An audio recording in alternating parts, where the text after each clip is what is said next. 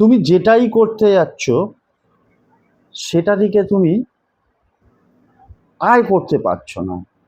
তোমার চেষ্টার খামতি নেই, প্রচুর এফোর্ট দিচ্ছ, হার্ড ওয়ার্ক করছো, কিন্তু টাকা ইনকাম করতে পারছো না। বা টাকা ইনকাম করলেই তো হবে না, সেটাকে তো ধরে রাখতে হবে।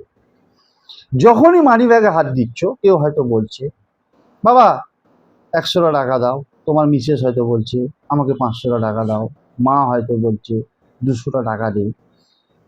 যখনই মানি ব্যাগে হাত দিচ্ছ দেখছো ফাঁকা।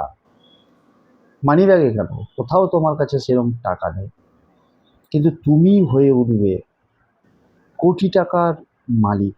পকেটে, মানি ব্যাগে, পার্সে, ওয়ালেটে টাকা উপচে পড়বে। কি করবে?